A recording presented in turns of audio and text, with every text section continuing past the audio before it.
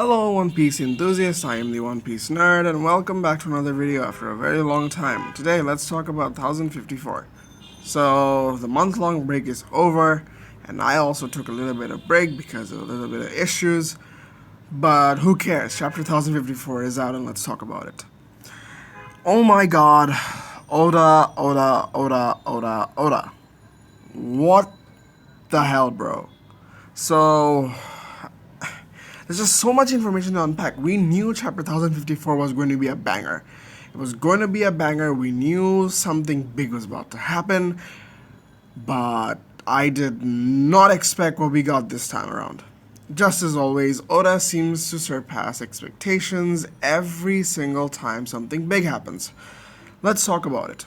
Green Bull is here, Scabbards are facing off, it's not gonna be worth it, Momonosuke is in the front, and Yamato attacks, which makes the fight a little bit more interesting. So, we knew Green Bull would attack. He was very cocky, he was very cocky, he wanted to deal with the Straw Hats and the Lions all by himself. And well, the Scabbards are very good people. They know the Protectors are tired, they need rest, and then they're not gonna let Green Bull interfere the party. Again, the Scabbards by themselves are not enough. We know Aramaki is strong. Maybe not as strong as Kaido, that's debatable, but we know he's strong. Stronger than at least the 900 Scabbards. Momo shows up. He's had significant development, but development in terms of maturity and, character, yeah, alright. But maturity in terms of power and raw strength by itself, I don't think so. He's got literally no improvements from start to finish without the factor of, controlling flame clouds, but that's not enough to deal with Aramaki. So I'm glad Yamato joined the fray and helped the, Scabbards deal with Aramaki, and which is great. This is a matchup that could get a little interesting if it wasn't interfered. If it's not interfered, which is likely will be, Yamato Aramaki could turn out to be a pretty good fight. And I'm looking forward to that. So, I'm not gonna go too deep into this because, hey, I've talked enough. The next part, we see red hair Shanks. It's been about, let me guess, the last time he showed up was in Marijo, and it was probably 908, if I'm not wrong. Probably 908 or 907, not exactly sure. Probably not 908, it was probably around 907 or 6. I have no idea. Anyways, it's been about more than 3-4 years maybe. I can't even count. Shanks has finally showed up, and he's about to make his move. Oda said he's about to make his move. It took a long time to get here, but he's going to make his move. And it's good to see the whole crew and now, dynamic and all that. Last time we saw the whole crew, Shanks and his whole crew, was in Marineford. We didn't get to see much of the crew dynamic, but he was there with the crew in a serious moment.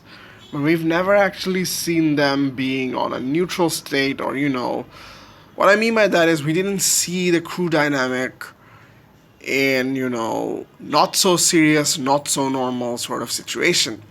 Marineford, everything was serious. We didn't get to see the crew laugh or, share stuff and have fun the way Straw Hats do. But this time around, it's serious. It's definitely serious. But we see more of the crew dynamics. Everyone's having fun. Everyone's talking about it. The officers, what I mean by the officers, Lucky Roo, Ben Beckman, Yasop, Shanks, everyone else, the officers, top, members of the crew, are talking about Luffy being the 5th Emperor, and, is it about time we meet Luffy? So, every single time the Shanks shows up, it feels like Oda wants to add layers after layers and actually not give us anything at all in terms of his motive whenever he pops up. Every single time he pops up, we're like, okay, this time maybe we'll know something about him. Maybe this time we'll know something about him. Maybe this will give us a little bit of hint as to, what his true motives are. But, god damn it, Oda, you test our patience too much. So this time around, we get, flashbacks when Shanks attacked the CP0 ship in order to retrieve the Gomu Gomu no Mi. This makes it quite clear that Shanks knew what was up. He knew what he was doing. He knew what food he was going to go after. CP0 didn't know about it. They didn't know the importance of the Gomu Gomu no Mi the way maybe the Gorosei and Shanks did. But Shanks definitely knew about it. It was definitely intentional, and him going to East Blue with the fruit definitely also now lines up pretty well. As for, what he was intending to do with the fruit, that's for a later story, and I'd still like to presume that it was for Ace. The way Roger said it and the way everything is put up. I mean, there are connections, it could go either way, but it's likely. But enough of that. What I mean by this is, Shanks definitely knew what he was doing, the way we all speculated. He's a man who's calculated, even though he wasn't an emperor back then, he knew his stuff because he is special. And that's what it matters. So, aside from that, the last panel with Shanks in this chapter, oh my god. Who expected after all this time, after 25 years, we expected Shanks to say something like, it's about time to claim the One Piece. We didn't expect him to say that. We always knew that he was never interested in One Piece, the same way Whitebeard and Buggy wasn't interested in One Piece. But apparently he is. As for the reasons why, let's speculate. But he's definitely interested in the One Piece. Which goes to show, it's, clear foreshadowing parallel lines, that Luffy and Shanks is going to clash one way, shape, or form.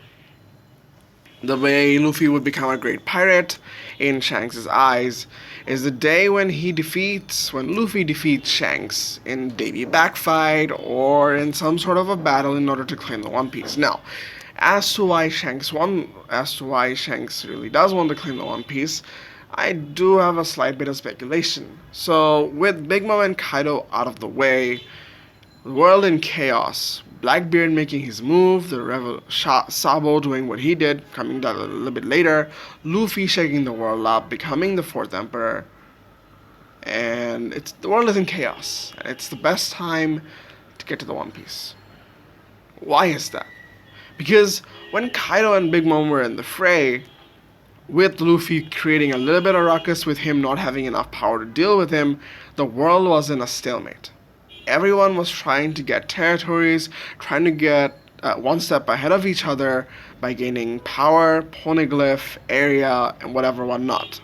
Information, influence. But at the end of the day, it was all a stalemate. Blackbeard couldn't make a move because if he did, it was likely that Kaido and Big Mom and Shanks would go after him.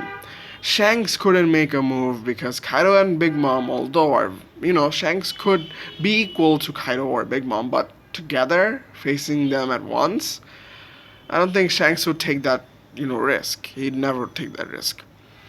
And as for Kaido and Big Mom themselves, them creating an alliance was sort of the right moment to strike back. They themselves alone, with the other 3 emperors doing something, it was sort of risky to do it.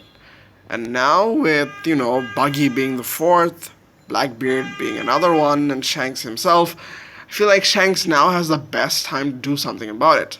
With Luffy now recovering stuff in Wano, with recovering from his battle from Kaido with Ono, Buggy doing his shenanigans, maybe Buggy's not interested in the One Piece, maybe he is, and with Blackbeard being the potential candidate to actually, go ahead of Shanks in terms of the race, it makes more sense as to why Shanks would do it right now. He could deal with Blackbeard by himself. I think he's confident enough that he could deal with Blackbeard himself. And if Luffy were to come right now, he would still be able to beat him because Luffy is just recovered from battle with Kaido. And with the world being in chaos, the Marines won't be an issue if Shanks finds One Piece.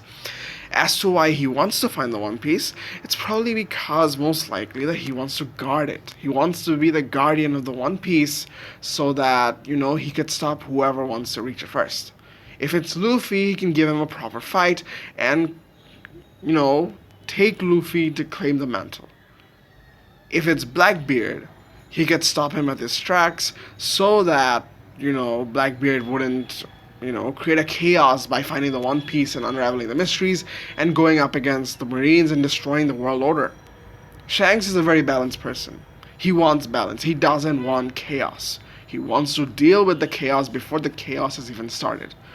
Every single time he made a move, from post Enies Lobby to right now, every single time it's been to somewhat create a balance, maintain the balance, maintain the world's balance, so that nothing would, make the world go upside down.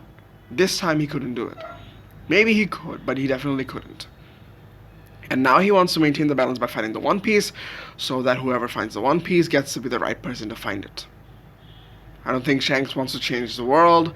I don't think Shanks wants to, be the freest man in the world or whatsoever. But he wants to be the guardian of One Piece. He wants to make sure the right person gets the treasure. And so that's my speculation on his motive. He could turn out to be bad. Again, evil Shanks theories, I don't believe it, but it could be the possibility. Last but not least, let's talk about Sabo. It's about time we got news on the Reverie. News on the Reverie in summary is Sabo is now more influential than Dragon. Vivi is somehow escaped and nowhere to be found, and King Cobra is dead. And apparently Sabo has killed him. Now, as to how much the news is true, I would say yes, Sabo is definitely more influential, he is definitely strong, and he definitely made it back alive with Kuma, which is great to know. Great to know that the revolutionaries succeeded in defeating or stopping Fujitora and Green Bull from them rescuing Kuma, which was likely to happen. And I suspect Bonnie also has something to do with this because she's been in Mauricio most probably to save Kuma herself. As for Vivi and Cobra, I feel like Vivi escaping with Sabo, with them having connections to the Straw Hats, especially Luffy, and with them having political powers in and of themselves, Sabo being a revolutionary and Vivi being a princess, I think it all makes sense.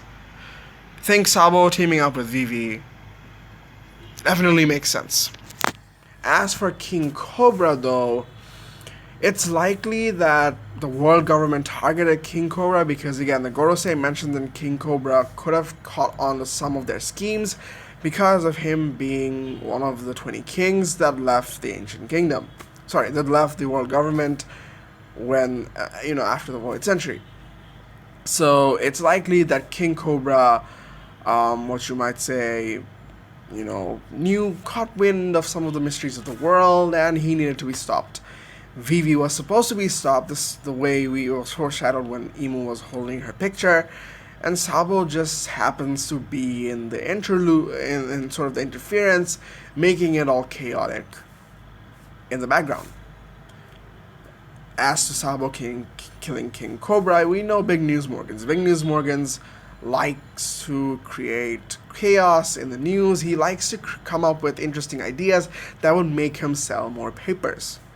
Or print more papers. I don't even know what his motives are. Anyways, we know he wants to make the news more interesting. It is likely that King Cobra sort of, passed away because of some sort of an attack or some sort of an assassination plot from the world government that, was blamed on Sabo because, that's the world government propaganda. And Vivi, since she is not dead or she probably escaped, they sort of made it seem as though Sabo abducted her or something.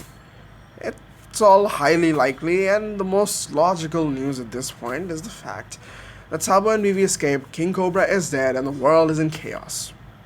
The revolutionaries are now making a move, and the world is about to be turned upside down the same way Whitebeard decided when he said, when the One Piece is found, the world would be on its head.